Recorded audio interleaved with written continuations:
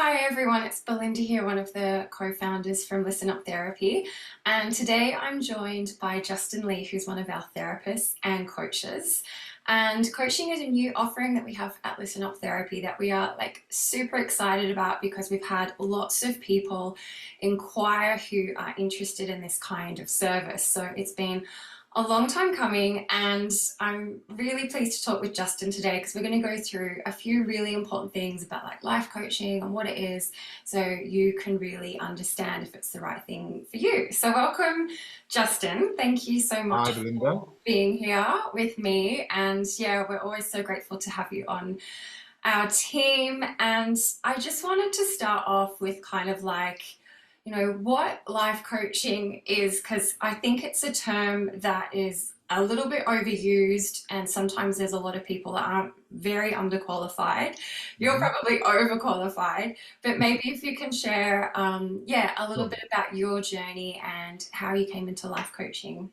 Absolutely. Well, thank you for having me for a start. I agree with you. I mean, to be frank, I guess when I first looked into it, and this was prior to becoming a psychotherapist, actually, I also kind of had the same kind of sense that what exactly is life coaching? It's quite a broad, term. And, having done various types of coaching throughout my career, it was like this was something that was kind of like felt like the next step. And so I looked into it. And yeah, a lot of the courses were like, as short as like one day, to kind of get some badge that says I'm a life coach. I think ultimately, yeah, I mean, with anyone will tell you that like it's your life experience first and foremost that's going to qualify you to be, an appropriate person to take up that mantle. When I looked into it, the real kind of distinction that I found anyway, I don't know if you've noticed this as well, but actually a lot of crossover occurs between psychotherapy and life coaching. And in essence, I ended up taking the course where I went all in. That's kind of my nature. I always Yeah, because you're a fully trained psychotherapist as well, aren't you? yeah. So that's 6 years. So, for example, the difference, for example, with a counsellor would only be 3 years. Sure, yeah. And I know you were talking a lot about life experience being really important for a coach. And Mhm. I know you've had a really interesting life journey, Right. Yes. owning a record store and having corporate jobs. And Mhm. I think you mentioned career resilience was a common theme that Yes. you felt was really important in your journey in helping Mm. others. Yeah, so yeah, it's definitely worth explaining a little bit about my background. So I think it's you know in terms of what I do now. So I offer different types of coaching. So there's like business coaching, there's career coaching, and life coaching. Are the three main types. There's different types within there, but they're all based on my experience. So the reason that I know Matthew and yourself is through working in the music industry for 10 years, where I had, like you say, I ran and owned my own record shops in London, Dublin, Glasgow, Birmingham. And so I also had a number of record labels. So I've been in that industry, been a DJ myself, and, been through that. That was my second career, if you like. The first one, I'd studied as an architect actually at the start, as in an architect for buildings. And then when I left the music industry, I ended up my last career for my current one was to work within basically it's projects and change, but within investment banking. So these, like you say, corporate clients who are basically delivering large scale transformational change within their business. Um, and that's where my real kind of like fascination for psychology really kicked in, because in that world, I don't know how much the audience will understand it, but when you're delivering a large scale project, typically what they're delivering is some kind of new functionality or business kind of like benefit that will make them more strategically kind of competitive. That entails working with technology, working with the operations people, working with the finance people, working with the business, working with risk. So there's lots of different people with different mindsets. The IT techie developers in the corner typing away a very different mindset, different sets of kind of like drivers and motivations to the people who are working in the front office or the business or risk. So they've all got different appetites for risk, for example. They've all got different attitudes to what their focus is. And Mm. that's kind of where my kind of like, shift into an interest, I guess, developed into the people who are good at project management and change were those people who had really good, you know, I guess I'd call it a depth of emotional intelligence, the ability to understand people have got different mindsets, attitudes, intentions, and to Right. Yes, there's a lot of different skills you can draw on as a coach then, like having run your own business and, worked in corporate. And then I think that's what's always interesting, isn't it? Like seeing which skills are transferable, as you said, that career resilience. And mm-hmm. it just gives you a lot to draw on when you're working with people. Absolutely. So I'm curious, like, what are the kinds of things that people come to you for coaching? What might be some of the issues that they want to break through where they feel they need Oh, the support of a coach like yourself? well, I've been in this for a while now. I mean, over the last kind of like 6, 7 years now, almost 8 years, I think, coming up. What I've noticed and the things that kind of thematically consistently come up are really, and again, if we were to draw the distinction between, therapy and coaching, is that people who are looking for life coaching are usually in a really good place in their life. They've already kind of broken through kind of like, number of, like, let's call them life goals and objectives. And they're really quite driven. And typically what they're usually finding themselves is like they've reached some plateau. That plateau, for some reason, they can't break through. And that's kind of like that stumbling block that you might have, the hurdle to that kind of like, the ultimate goal that they might have. And so typically I will be working with them for a number of different ways, but a lot of some examples for your audience really would be a good example might be, for example, in the business space. If I'm doing a business coaching piece, I've got a number of clients who set their own business up, like myself and my history, and maybe they're good at what they do in that domain, and that's why they set the business up, but they've not run a business before, and so they don't really know the ins and outs of business development, for example. And one of the blocks in that typically might be that they understand the process, they understand what they need to do, but they might have some personal kind of psychological kind of block. I think the expression that gets used a lot in life coaching is, what exactly are those kind of blocks to, or your, like, self-limiting beliefs. And what tends to happen is that I might go through some very structured, goal-oriented work with them around, let's say, targets about, doubling or tripling their turnover or their profit margin, etc. But what tends to happen is after a while, what actually it gets back to is always about the individual and their own kind of self-limiting beliefs, and really trying to build on awareness essentially and helping them to kind of identify what the issues are such they then have a choice. Because my take on this is the key to transformation of any type is awareness, because that which you're not aware of is basically dictating and controlling. Mm. Whereas once you brought that awareness into, like, your attention, you've got a choice about how you can approach it. So that's a big part of how I approach my work. Yeah, so it's really when someone's kind of wanting to break through to the next level of excellence, as you said. I know sometimes people are in business and they might have a block around selling or even selling themselves if they are the business. And Yes, exactly. Yeah. these kinds of things, as you said, like in our mind, we know the steps to take, but sometimes it's not translating. And so you can help people kind of Mm, move through those blocks where maybe they keep, hitting a barrier and they're not really breaking through to that next level. absolutely. It's kind of the stuckness, right? And I think interestingly, what you're naming there, in my experience, what tends to happen is that if you look at anything that's thematic, as in reoccurring, that theme is really you, because you're showing up in a very particular way. Our personalities are structured in such a way that we're consistently kind of showing up in the world in terms of our relationships, in terms of like how we approach our work, how we approach, achieving our goals. And the thing is that there might be some kind of, I don't understand, I'm doing this, and yet, nothing seems to change.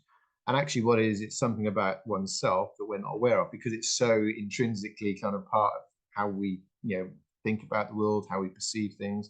And so a big part is really about unpacking that with my Mm. clients to help them kind of see things through a new lens, right? To understand it and go, okay, I can look at that same experience and look at it with a different kind of lens, as in a frame of reference with which to make sense of it, in order to give you an option then to look at it as I've got a different choice, because I can now see a different way of looking at how to approach it. So, for example, the example I just gave you, and I think this is applicable to any kind of like whether it's an individual or for a business, It's about relationships and about how you manage them and how you show up in relationships. So a lot of it is to do with attitude as well and intention. So that's something that I think actually probably pays some of the biggest dividends in the work that I do, is really kind of tuning into our unconscious attitudes and intentions.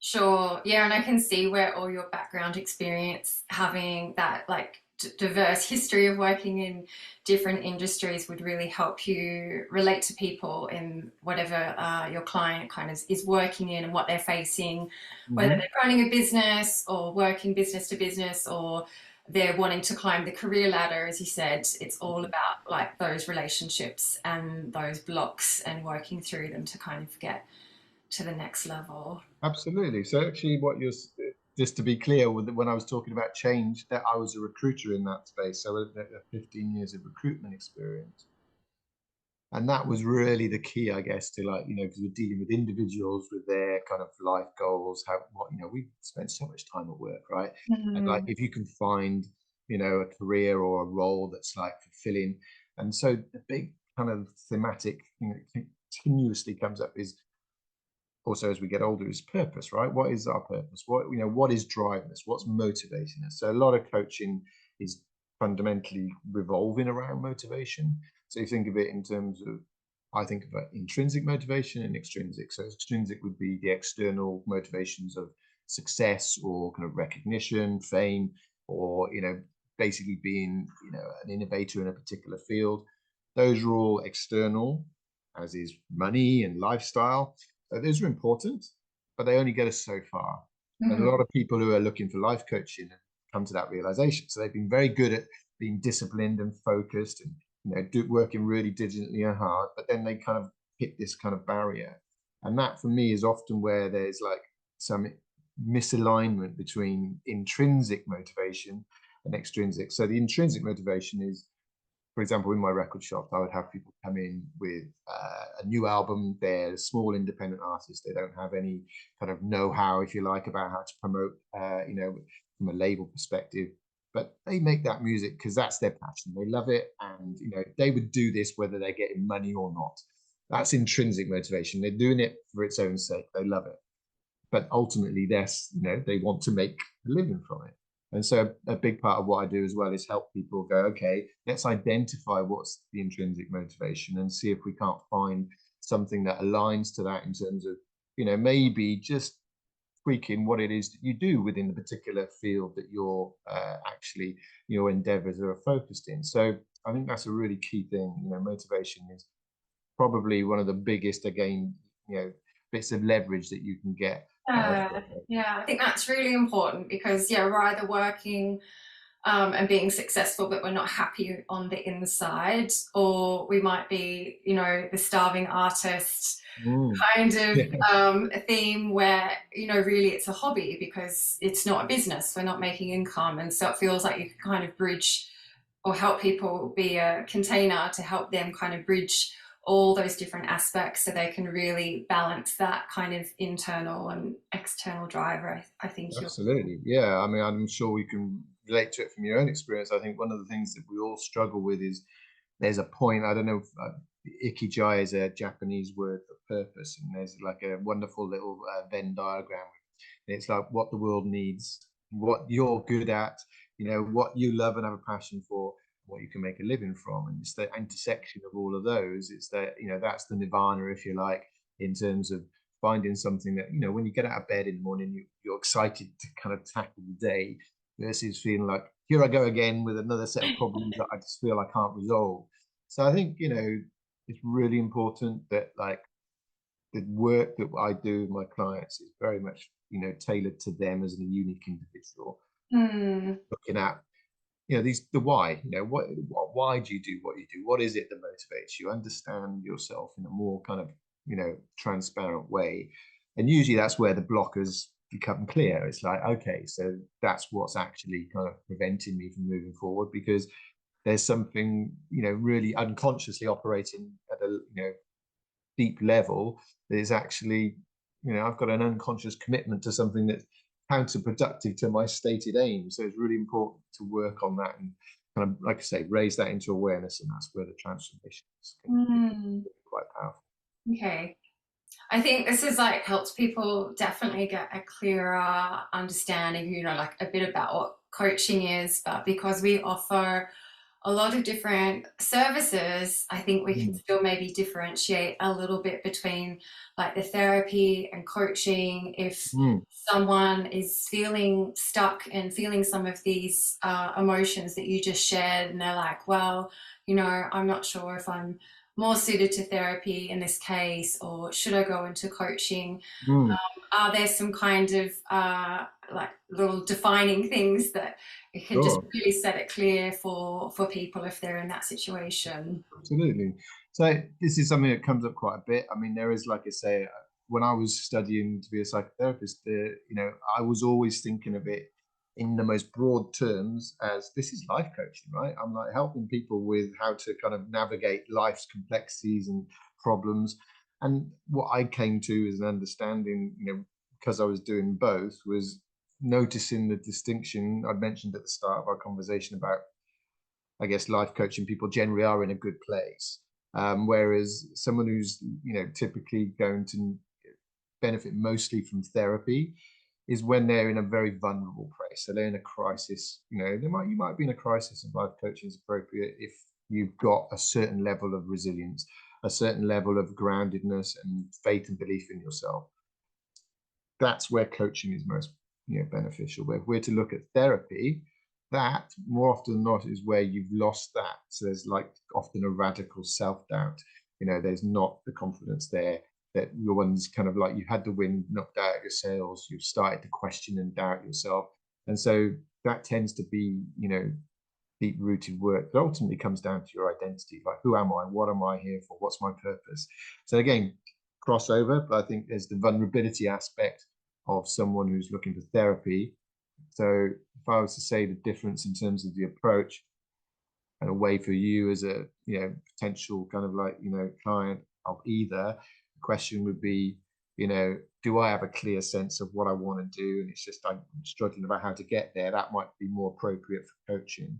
Whereas if you're in a place where you're a little bit less like, I'm just having a really hard time and I really don't know why, that's kind of more appropriate. And so I think what happens then is that I will be more, so let's say with coaching, I would be more kind of focused and more kind of like, how holding the client to account and kind of giving them kind of like, clear objectives and helping them to kind of like achieve. Mm.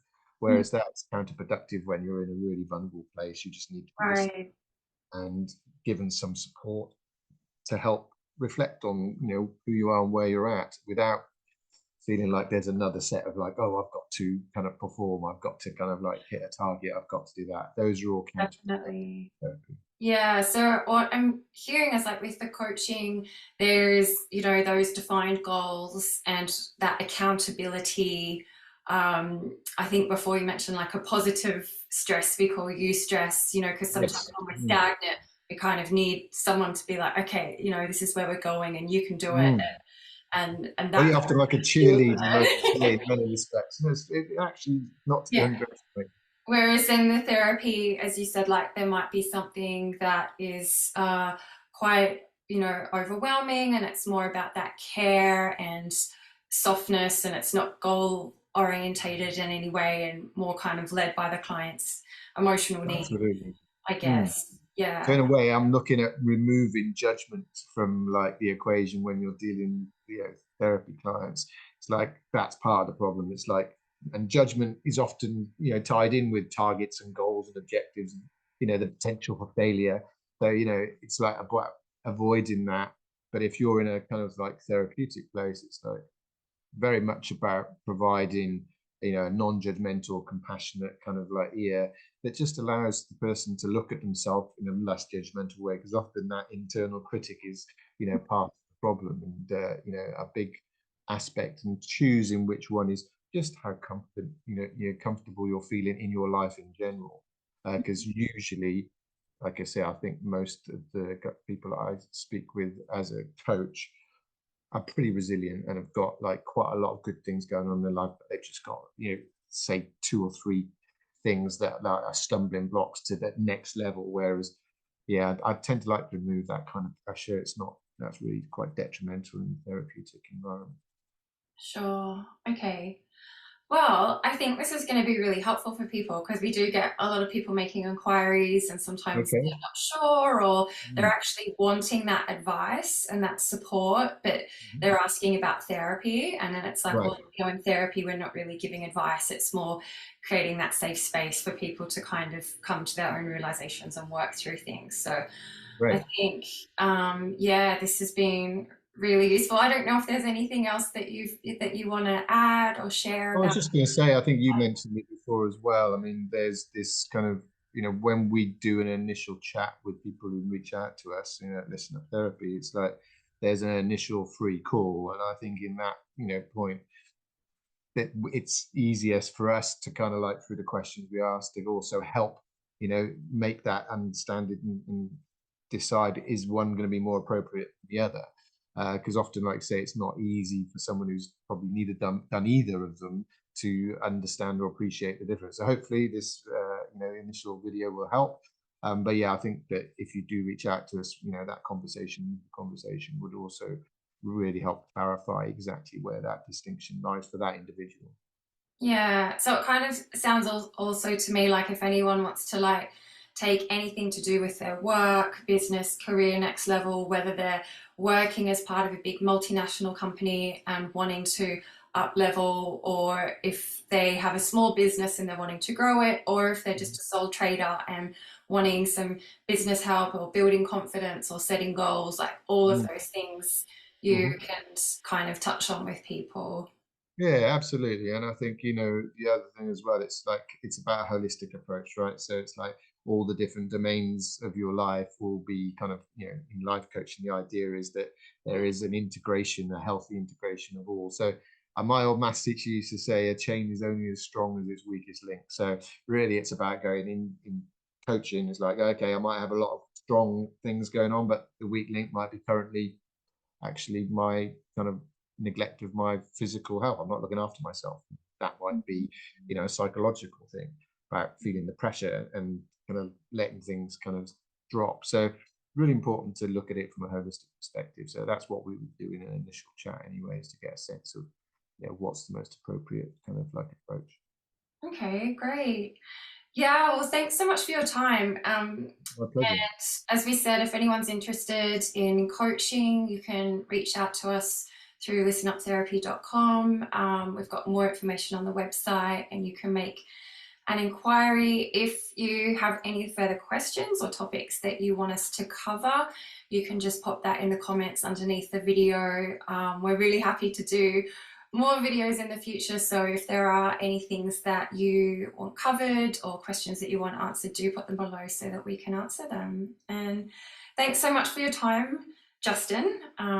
Yeah, I think that's going to be really valuable to a lot of No people. worries. My pleasure. Thank you for your time.